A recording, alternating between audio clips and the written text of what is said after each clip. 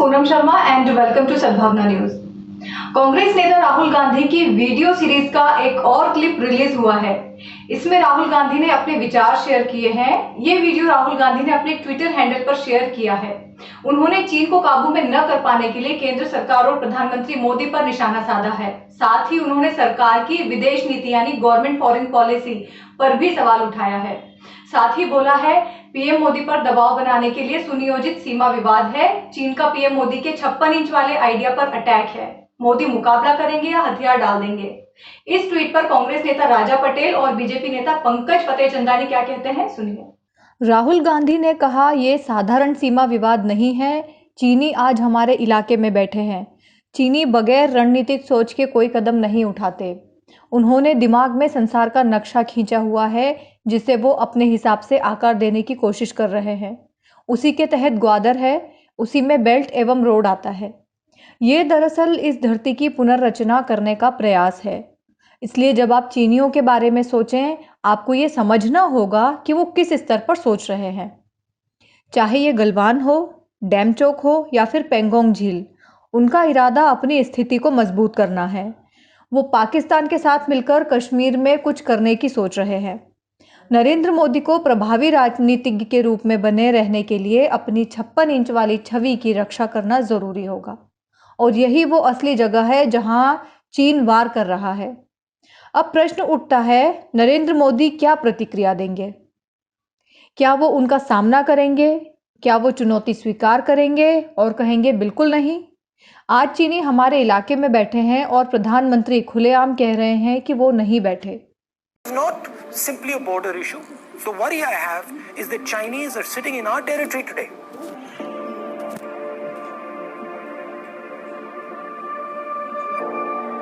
Chinese don't do anything without thinking about it strategically. In their mind, they have mapped out the world and they are trying to shape the world. That's the scale of what they're doing. That is what Gwadar is. That is what Belt and Road is. It is a restructuring of the planet. So when you're thinking about the Chinese, you have to understand that that's the level at which they're thinking. Now, at the tactical level, they are trying to improve their position. Whether it's Galwan, whether it's Dem Chok, or whether it's Pangong Lake, the idea is to position themselves. They are disturbed by our highway. They want to make our highway redundant. And if they're thinking larger scale, they want to do something with Pakistan in Kashmir. So it is not simply a border issue. It is a border issue designed to put pressure on the Prime Minister of India. And they are thinking of putting pressure in a very particular way. And what they are doing is they are attacking his image.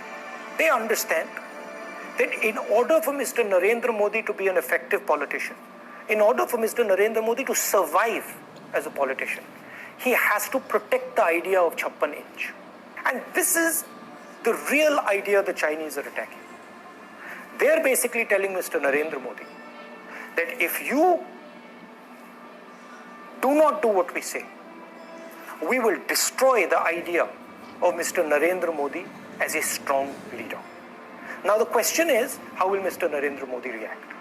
Will he take them on? Will he take on the challenge and say, absolutely not?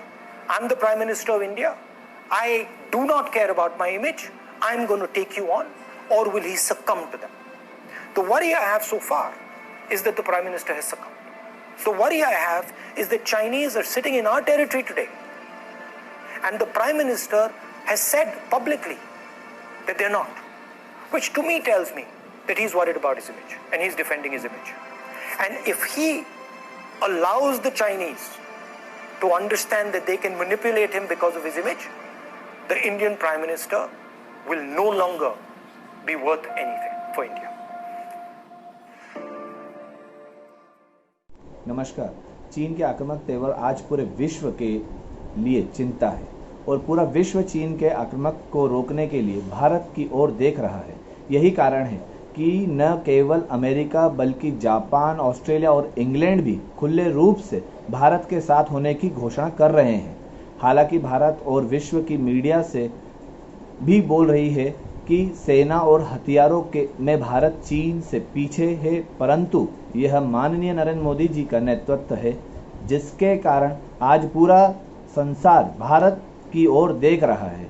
जैसा कि राहुल गांधी जी ने भी एक video में कहा है कि चीन ने मोदी के 56 इंच के सीने को ललकारा है, तो मोदी जी ने भी डोकलामक और गलवान घाटी घटनाओं में जो सीना दिखाकर सीमा कर जाकर जो जवाब दिया है, उससे चीन भी मोदी जी हिम्मत और साहस को जान गया है। आज मोदी जी के नेतृत्व में भारत जोश और आत्मविश्वास से भरा हुआ है। धन्यवाद। हम राहुल गांधी जी का सम्मान करते हैं और राहुल गांधी जी जिस बात की चिंता कर रहे हैं वो चिंता देश हित के लिए ज़रूरी है। ऐसी चिंता हर देश के नागरिक को करना चाहिए और जो उन्होंने जितने डिटेल्स में समझाया है और जितना उन्होंने बोला गया है, मेरे हिसाब से ये चीज़ पहले भी हो चुकी है और पहले भी उन्होंने कई बार बोला कि भाई इस टाइप से जो हो रहा है ये अच्छा नहीं हो रहा है, हमारे देश हित में अच्छा नहीं है। आज अगर दबाव में आए हैं तो ये हमेशा दबाएंगे। जैसे हम कश्मीर को लेके चिंतित हैं तो उस कश्मीर वाले मुद्दे पे तो हम पहले से ही बहुत परेशान हैं।